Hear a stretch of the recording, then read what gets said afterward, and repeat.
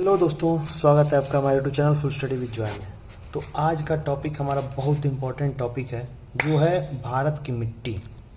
भारत में मिट्टी कितने प्रकार की पाई जाती हैं और उनके बारे में हम कुछ अध्ययन करेंगे जो अक्सर एग्जाम में पूछे जाते हैं। तो चलिए टाइम न ख़राब करते हुए तुरंत वीडियो स्टार्ट करते हैं। तो इसमें सबसे पहले तो मैं आप कहूँगा कि चैनल जरूर सब्सक्राइब कर दें, वीडियो को लाइक करके अपने दोस्तों के पास या फिर पढ़ाई वाले ग्रुपों में शेयर कर दें, फेसबुक ग्रुप में शेयर कर दें।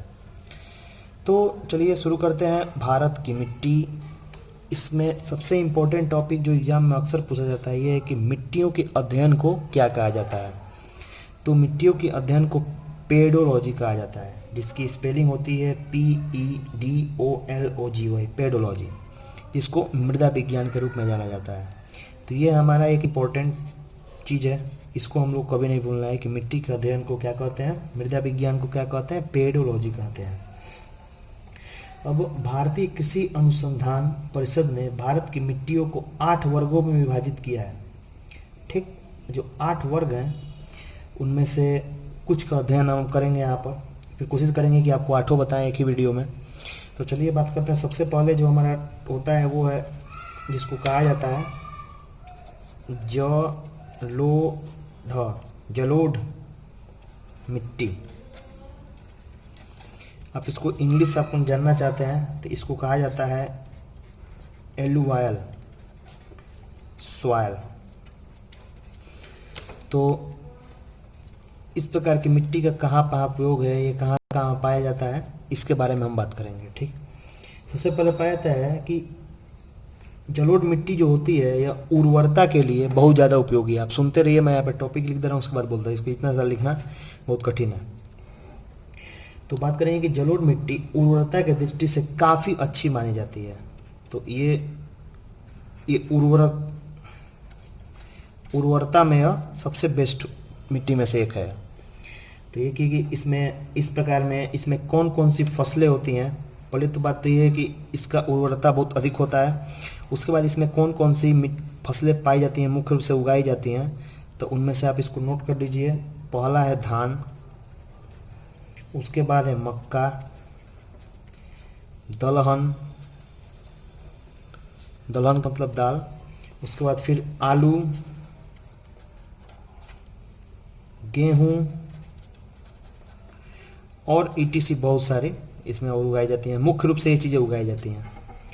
आपको बात करें कि सबसे पहली चीज़ तो ये उर्वरक होती है और इसमें ये चीज़ें उगाई जाती हैं। नॉर्मली आपके 3 क्वेश्चन हो गए यहाँ पर, 1, 2 और 3 क्वेश्चन तैयार हो गए। अब है कि पुराने जलोढ़ मिट्टी को और किस नाम से जाना जाता है, तो इसको बांगर नाम से भी जाना जाता है, बांगर। और जो नई होती है जलोढ़ मिट्टी उसको खादर। तो बांगर और खादर 2 नाम आप इसमें याद रखिएगा। अगर मिट्टी जलोढ़ मिट्टी है, अगर वो पुरानी मिट्टी है तो उसको बांगर, और नई रहेगी तो उसको खादर, न्यू ओल्ड।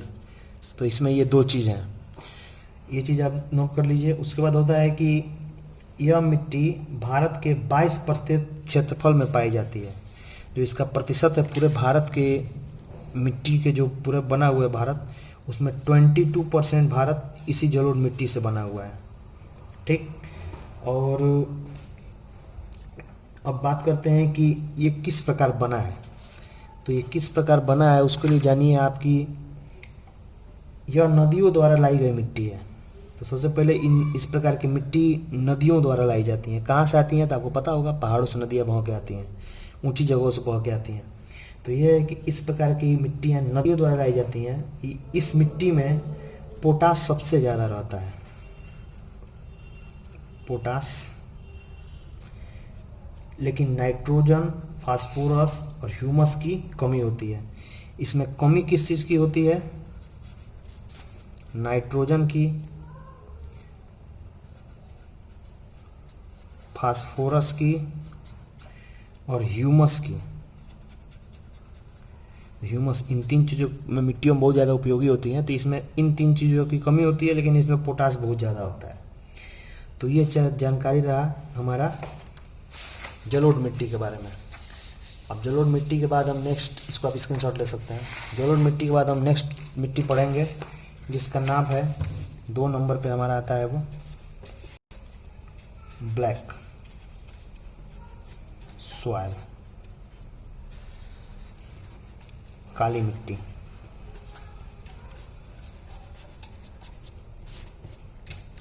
काली मिट्टी के बारे में पढ़ेंगे कि सबसे पहले कि ये कहाँ कहाँ पाई जाती है, ये हम नोट करेंगे इसमें। तो कहाँ पाई जाती है, इसमें आपको मिलेगा कि ये गुजरात में पाई जाती है, महाराष्ट्र,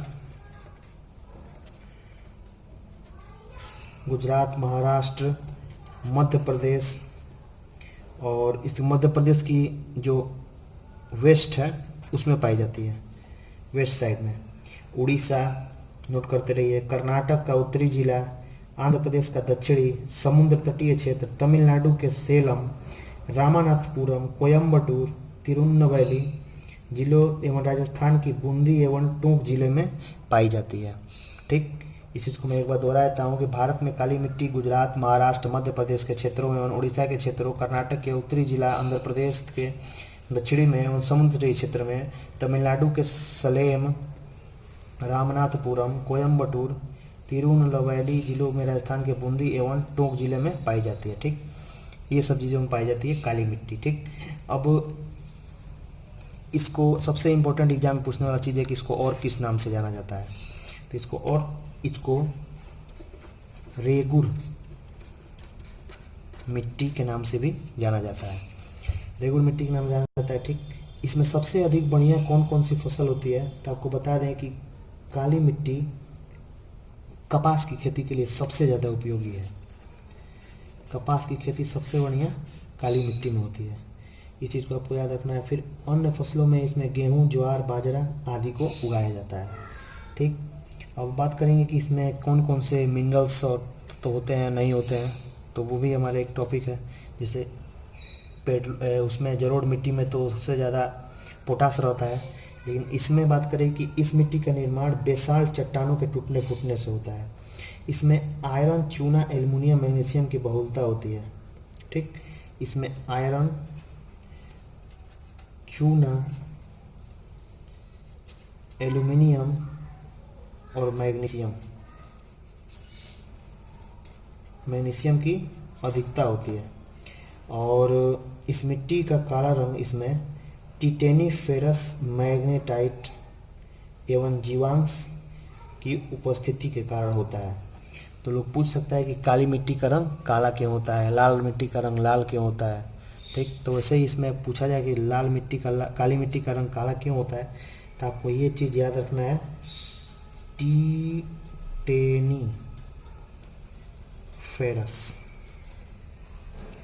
मैग्नेटाइट, ये इन्हीं सब से जुड़ा रहता है। अब इसमें जीवांश भी होते हैं, ह्यूमस आपने बताया कि जो जलोढ़ मिट्टी पड़े हैं उसमें ह्यूमस की कमी होती है, लेकिन इसमें ह्यूमस थोड़ा उपस्थित रहता है। तो हमारा ये काला मिट्टी पूरा हो गया। अब नेक्स्ट हम लोग पढ़ेंगे लाल मिट्टी, रेड सॉइल।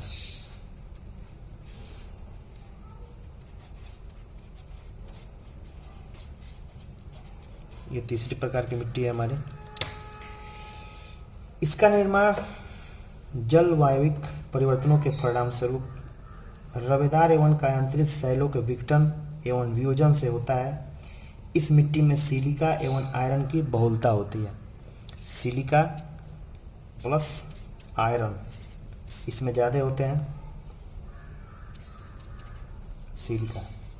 अब बात करेंगे लाल मिट्टी का लाल रंग लौ ऑक्साइड की उपस्थिति के कारण होता है। लौ ऑक्साइड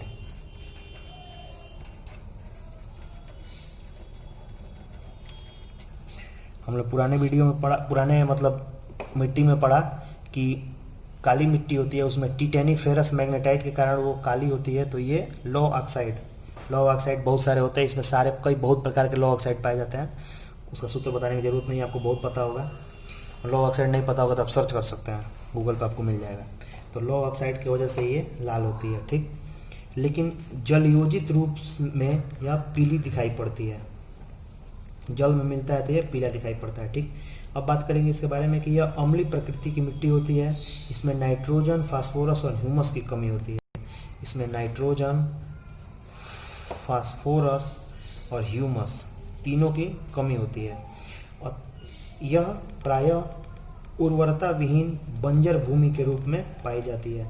यानी कि लाल मिट्टी में खेती बहुत कम होती है या फिर नहीं होती है, लेकिन तभी भी इसमें कपास, गेहूं, दालें, मोटे अनाज की कृषि की जाती है।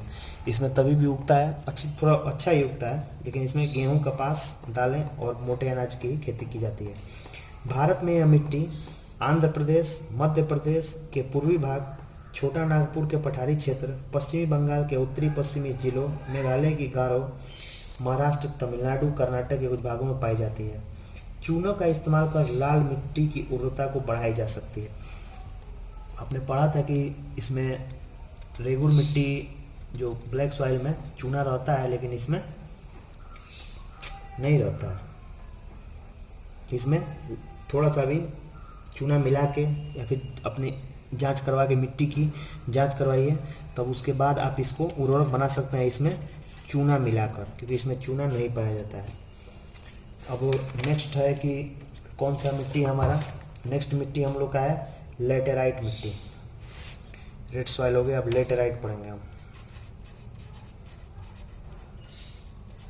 आपको बस ये याद करना है कि कौन किस में क्या पाया जाता है, क्या नहीं पाया जाता है, यही चीज़ बताने के लिए वीडियो मेरा है।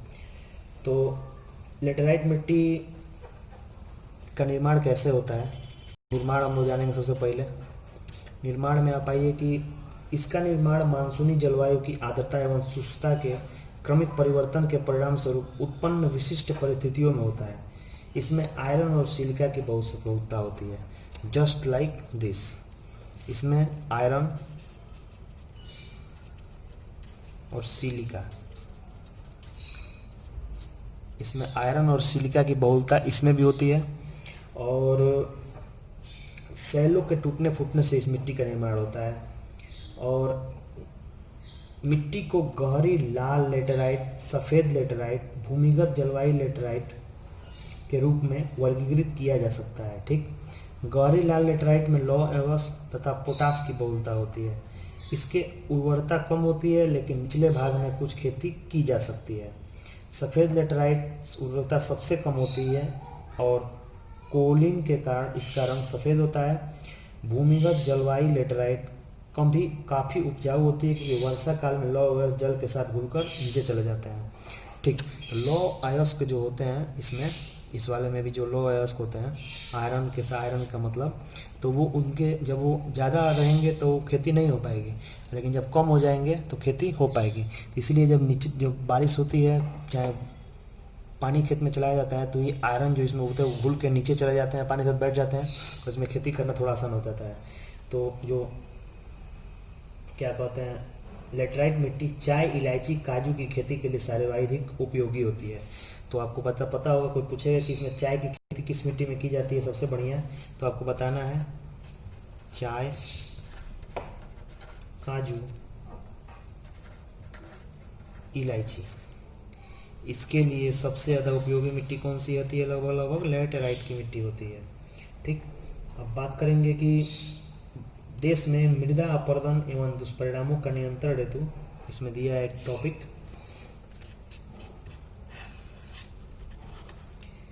ये है कि देश में मृदा अपरदन व उसके दुष्परिणामों का नियंत्रण हेतु 1953 में केंद्रीय मृदा संरक्षण बोर्ड का गठन किया गया। मरुस्थल की समस्या के अध्ययन के लिए जोधपुर में central arise zone research institute की स्थापना की गई। तो ये आपको ये लाइनें मिल जाएंगी लूसेंट में, मैं 2-3 बुक को लेकर मिलाकर आपको बता रहा हूँ। तो लूसेंट में आपको ये लाइनें मिल जाएंगी, अगर आपके पास होगा तो आप पढ़ सकते हैं कि इसमें कई एग्जाम में पूछता है कि केंद्रीय मृदा संरक्षण बोर्ड का गठन कब किया गया। तो आपको ये पता करना है कि 1953 में केंद्रीय मृदा संरक्षण बोर्ड।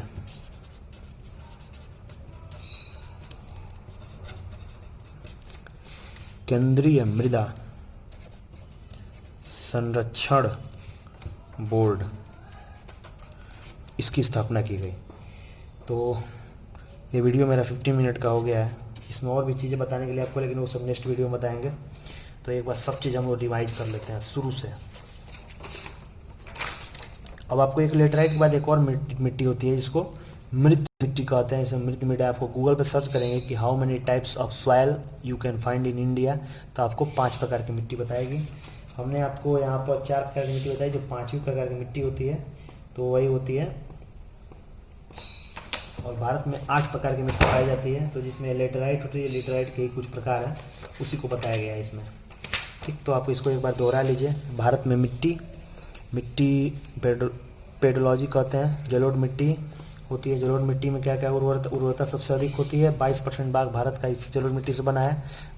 पुराना मिट्टी होता है तो उसको ओल्ड बांगर और खादर कहते हैं। नया कोयले को पोटास होता है इसमें ज़्यादा, और कमी नाइट्रोजन और फास्फोरस की होती है। ब्लैक काली मिट्टी के बारे में आप यहाँ पर देख सकते हैं, सब चीज़ पढ़ लीजिए, स्क्रीनशॉट ले लीजिए। टिटेनिफेरस और मैग्नेटाइट, इसकी वजह से ये ब्लैक होती है। रेड होती है इसके कारण, लौह ऑक्साइड के कारण। सिलिका और आयरन इसमें ज़्यादा होता है। वही हाल लेटराइट का भी होता है, इसमें आयरन और सिलिका ज़्यादा होता है। इसमें काजू इलायची की खेती सबसे बढ़िया होती है लेटराइट में। और केंद्रीय मृदा संरक्षण बोर्ड का गठन 1953 में हुआ था।